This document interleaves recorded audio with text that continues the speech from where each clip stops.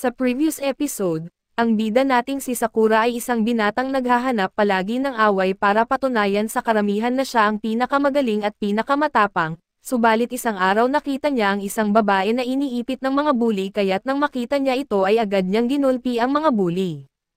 Binalaan niya pa ito na tandaan ang kanyang hitsura at pangalan nang sa gayon ay maparating nila ito sa kanilang leader at harapin siya sa isang santukan. Naglaon ay nagkaroon ng kaguluhan sa lugar at isang grupo ng kalalakihan ang naghahasik ng kaguluhan sa lugar at dahil dito, agad na pumunta sila para pigilan ang mga ito. Binubugbog nila ang mga kalalakihan at nagawa nilang mapabagsak ang mga ito. Naglaon ay inatake ni Sakura ang leader nila at sinipa ito sa mukha. At sa pagpapatuloy ng ating recap, si Neri ay labis na natatakot ngunit masaya rin dahil nakikita niyang may mga kislap na lumilipad, at ipinaliwanag niya na ang pagkakamali ni Sakura ay ang pagsasabing siya ang magiging top dog sa harap ni Kotaro. Ginagawa ni Sakura ang lahat upang umiwas sa mga atake nito habang ipinapaliwanag na si Kotaro ay kinatatakutan sa high school mula pa noong siya ay nasa middle school. Bilang pagkilala sa kanyang determinasyon, si Kotaro lang ang taong pinayagang tawagin ang sarili niyang isang bin bago opisyal na magsimula. Dahil sa kanyang matinding katapatan sa pagiging top dog, nakamit niya ang palayaw na panatiko bilang isang top dog at may isa pang estudyante na nagmamakaawa kay So na itigil ang laban dahil tiyak na mapapahamak ang bagong estudyante sa kamay ni Kotaro. Ngunit lahat ay nagulat nang umilag si Sakura sa isa pang atake at nakabawi. Itinuro ni Sakura na si Kotaro ay tagahanga ng isang top dog at ibig sabihin nito ay hindi siya makapag-isip para sa kanyang sarili, malamang hindi siya makapagdesisyon mag-isa. Kaya't ipinaliwanag ni Sakura na ang isang katulad niya ay walang pagkakataong talunin siya. Galit na galit ang duguan na si Kotaro kaya't nagpatuloy sila sa paglalaban kaso naputol ito ng isang anunsyo. Ang taong nasa kabila na dulo ay nagkakamali sa paghawak ng mikropono kaso sa huli ay binati ang lahat ng mga estudyante sa Firen. Nainis si Sakura sa pagkaantala kaya gusto niyang bumalik sa laban. Ngunit ang ibang mga estudyante ay nakatutok sa anunsyo at nagtataka si Sakura kung sino ang lalaking nakakuha ng kanilang atensyon. Nagpakilala ang lalaki bilang si Yumiya at napagtanto ni Sakura na siya pala ang top dog ng Firen at ito ang pinakamalakas na lalaki. Habang hinihintay ng lahat na marinig ang sasabihin niya, sinabi ni Yumiya na nakalimutan niya at nagdesisyon siyang sabihin na lang sa lahat na tandaan nilang mag-enjoy sa kanilang kabataan. Nasa high school na sila kaya't dapat subukan nilang gumawa ng maraming alaala. Iminungkahi niyang pumunta silang lahat sa beach at kumain ng halo-halong yelo. Di makapaniwala si Neri sa sinasabi ng matigas na lalaking ito kaso iniisip ni Kotaro na pinagtatawanan niya ang top dog. Naniniwala si Yumiya na sa dami ng mga estudyante ay tiyak na magkakaroon ng ilang hindi pagkakaunawaan, ngunit inaakala niyang hindi sila manggulo na mag-uumpisa ng bangayan sa unang araw. Sinubukan ni Kotaro na itago ang katotohanang sila ay mga nanggugulo na nagsuntukan sa unang araw kaya pinunasan niya ang dugo sa kanyang mukha. Naging seryoso si Yumiya sa isang mensahe at sinabi niya sa lahat na ipagtanggol ang bayang binigyan sa kanila ng pangalang Butthurt, kaya't dapat nilang protektahan ang mga tao at lahat ng mahalagang bagay na ito ang tanging patakaran ng paaralan. Tinanggap ito ng lahat ng mga estudyante maliban kay Sakura na nagulat na ang lalaking ito ay hindi man lang nasa silid. Pero sabik ang lahat na sundin ang kanyang mga utos at nagtataka siya kung gaano kalakas na mandirigma si Yumiya. Gusto ni So na magkamay ang dalawang mandirigma bilang malaking pagpapakita ng pagkakaunawaan ng kabataan, ngunit hindi pa rin akalain ni Sakura na tapos na ang laban at nagtataka si Neri kung bakit nag-iinit si Sakura. Subalit pinapatahimik lamang siya ni Sakura kaya ipinapaalala ni So kay Kotaro na hindi magugustuhan ni Yumiya na malaman na nakikipaglaban siya sa isang kaklase. Sinabi niya kay Sakura na mahalaga ang pagpapakita ng respeto sa ibang mga estudyante kung nais niyang maging isang top dog. Nakakagulat na gusto ni Kotaro na magkamay kaya't nakiusap si Neri kay Sakura na mapabilis ito at gawin na. Naghanda si Sakura na gawin ito at pinaalalahanan ang sarili na simpleng kamayan lang ang gagawin. Marahil ay dumaan si Sakura sa matinding pagsubok dahil kailangan niyang paalalahanan ang sarili na huwag itulak palayo ang kamay ni Kotaro o ihagis siya sa lupa. Kinamayan niya ito ngunit iniisip kung gaano kakaiba ang pakiramdam na makipagkamay ng tao sa labas ng laban. Natutuwa si So na makita na masigla ang kanilang kabataan kaso napakahigpit ng kanilang hawak kaya pareho silang nagtataka kung ang isa sa kanila ay talagang may hinanakit. Ipinagdiwang ng ibang mga estudyante at namangha sila na nakapuntos ng tama si Sakura kay Kotaro. Nagulat si Sakura sa kabaitan nila kaso napagtanto niyang ganito na pala simula nang dumating siya sa Frieren, at tahimik si So sa kanyang mga iniisip ngunit nagtataka lang ang ibang estudyante kung nabulunan ba siya. Sumali si Sakura sa kasiyahan habang binanggit niyang hindi siya madaling mabulunan at sa isip niya, iniisip niya kung paano siya walang ideya na ang mga tao ay maaaring maging sobrang palakaibigan at biglaan na sinabihan ang mga estudyante na lumabas at ilang sandali lang, nagulat si Sakura na kailangan nilang magpinta sa ibabaw ng ilang graffiti. Walang ideya si Sakura kung bakit nila ito ginagawa ngunit ipinagmamalaki ni Neri ang paggawa ng magandang trabaho at pinuri ni So ang kanyang kasanayan sa pagpipinta. Isang pagbabalik tanaw bago ang sandaling ito ng pagpipinta ay nagpapakita kung ano ang nangyari nang sabihan silang lumabas.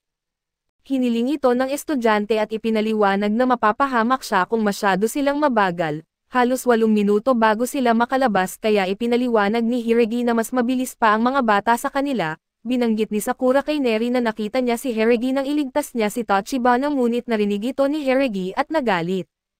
Hindi dapat banggitin ni Sakura na naroon si Tachibana at ipinaliwanag ni Hiragi na malaki ang gulo kapag nalaman na nasa panganib si Tachibana. Nagbanta siya na may masama na mangyayari kung hindi siya makinig kaso ito ay nauwi lang sa paggubo niya ng dugo.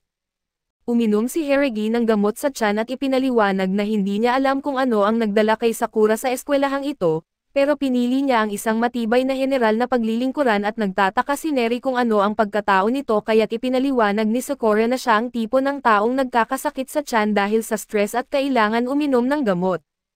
Masigasig na kumukuha ng tala si Neri tungkol kay Hiragi at ipinaliwanag na ginagawa niya ito dahil isa siya sa 4 na hari ng eskwelahan. Si Yumiya ang nangunguna sa Butler kaso sa ilalim niya ay ang kanyang mga general, ang 4 na hari at bawat isa ay kumikilos bilang kapitan sa lahat ng 3 taon ng isang partikular na klase.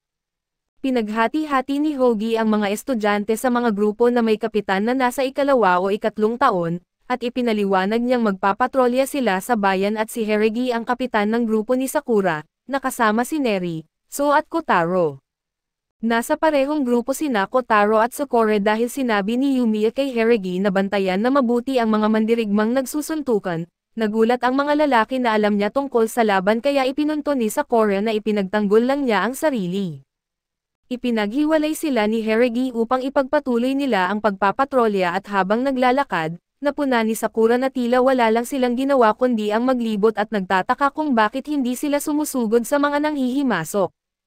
Gayunpaman, ipinaliwanag ni Hiragi na ang pagsugod ay magiging pagsalakay at hindi depensa, ang simpleng paglalakad nila sa kanilang uniforme ay sapat na para takutin ang mga mas maliliit na gang, at iyon ang kanilang ginagawa. Sa isip ni Sakura, ito'y nakakabagot kaso binigyang diin ni Hiragi na ang pag-enjoy lang sa mga laban ay hindi rin masaya at sa puntong iyon, tinulungan ni Hiragi ang isang matandang lalaki na nasa hagdan at dito nila nalaman na iyon ang dahilan kung bakit sila nagpipinta. Tumutulong sila sa matanda na takpan ang graffiti bilang bahagi ng trabaho nila bilang bin.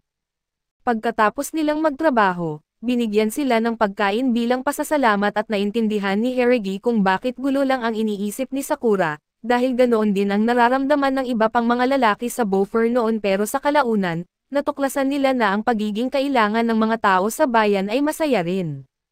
Binigyan ito ng pagtanggap ni Sakura at kumain siya sa merienda. Dumating sila sa isang tunnel kung saan nakita ni Sakura ang simbolo ng isang pangit na aso at hiniling ni Neri na maging mas maingat siya sa kanyang mga salita.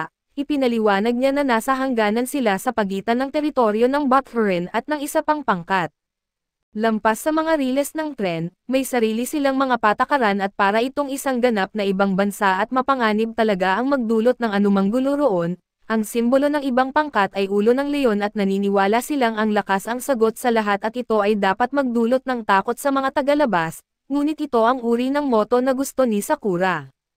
Biglang nakita ng grupo na hinahabol ng mga miyembro ng Lion's Head ang isang batang middle schooler, maliwanag na hindi ito aabot sa kabilang panig ng riles ng tren sa tamang oras at yumukod lang si So dahil walang magagawa para dito. Subalit lahat ay nagulat nang puntahan ni Sakura at Kotaro ang miyembro ng Lion's Head.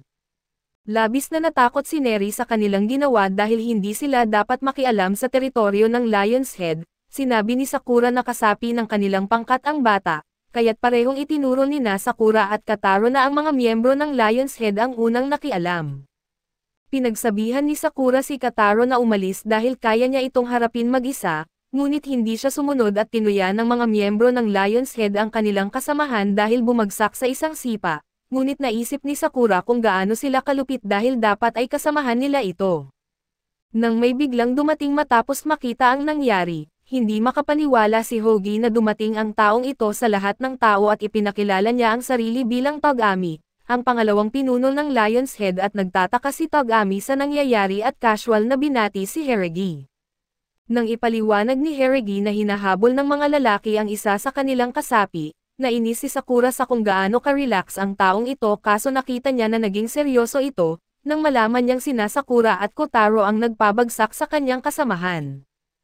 Ang natumbang lalaki ay tumayo at galit na galit sa kanila dahil sa paglabag sa mga patakaran at pagsugod sa kanilang teritoryo. Ngunit ikinagulat ng lahat ng wasakin ni Togami ang isang bote sa ulo nito at hindi mahalaga kay Togami kung nasa kanilang teritoryo man ito o hindi, ang mahalaga lamang sa kanya ay natalo ang batang ito sa laban. Walang tigil na sinuntok ni Togami ang lalaki at ipinaliwanag na ang pagkatalo niya ay nangangahulugang siya ay mahina, hindi gusto ng koponan ng Lion's Head ang mga mahihinang kasapi, kaya patuloy niya itong binugbog hanggang sa pigilan siya ni Hiragi. Itinuro ni Hiragi na bahagi siya ng koponan ni Togami, kaso itinama siya nito at inalis niya ang jacket ng Lion's Head ng lalaki at ipinaliwanag na hindi nila kailangan ang mga mahina, lahat ay nagulat sa kalupitang ipinakita ng lalaki kaso naisip lang ni Sakura na siya ay walang kwenta. Akala niya ang Lion's Head ay naniniwala na ang lakas ang sagot sa lahat, ngunit binigyang diin niya na ang pagbugbog sa mahina ay hindi talaga nagpapakita ng lakas. Tumayo si Sakura laban sa tao na ito at nadismaya matapos isiping nakahanap siya ng masayang grupo. Nagulat ang lahat nang harapin niya si Togami at sigurado ang mga lalaki ng Lion's Head na tatapusin ni Togami ang buhay niya dahil sa sinabi niya, kaso sa kabutihang palad ay maayos ang pagtanggap ni Togami dito at mas naging interesado pa sa kakaibang ayos ng buhok ni Sakura. Hindi rin gusto ni Togami kung gaano kabilis magsalita si Sakura at seryosong sinabi na naiinis siya dito.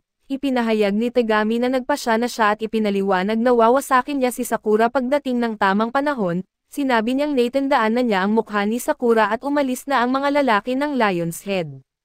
Labis na natatakot si Neri at itinuro niyang baka nagpasimula na sila ng digmaan, pinapakalma siya ni So at sinabi niyang ayaw niyang matulad si Neri kay Hiragi at dahil sa sobrang stress, kinailangan ni Hiragi na lumaklak ng ilang tableta ng Gaisen-10, at pinaalalahanan siya ni Neri na huwag lumampas sa inirekomendang dosage. Nag-alala si Neri na baka pinapatawad sana sila ni Togami matapos ang sipa, ngunit alam ni Hiragi na malamang ay hindi ito pinalampas ng pinakamapang teritoryong lalaki sa Lion's Head kaso natapos na ang nangyari, at ikinagulat ng lahat ng aminin ni Hiragi na dapat ay kumilos siya agad at humingi siya ng paumanhin. Inutusan ni Hiragi ang isang middle schooler na nagngangalang Susaki na sumama sa kanila upang magulat kay Yumiya. Napansin ni Sakura na talagang may problema na sa tiyan si Hiragi at nagtaka kung talagang natatakot siya sa pagulat kay Yumiya. Parang relax lang si Yumiya sa kanyang anunsyo kaya't nagtataka si Sakura kung anong klaseng tao ito talaga. Pagdating nila sa bubong ng paaralan ay namangha ang lahat sa ganda nito at lumapit si Hiragi kay Yumiya at naghanda si Sakura na makilala ang top dog sa paaralan. Gayunpaman ay nagulat ang lahat nang maging excited lang si Yumiya sa kanyang mga halaman at iminungkahi na mag-barbecue kasama ang lahat sa tag-init. Nagtataka si Sakura kung talaga bang siya ang pinaka-top dog sa buong eskwelahan. Kaso dito muna matatapos ang recap natin sa bagong anime na ito. Antabayanan po ninyo sa susunod na linggo ang bago nitong episode.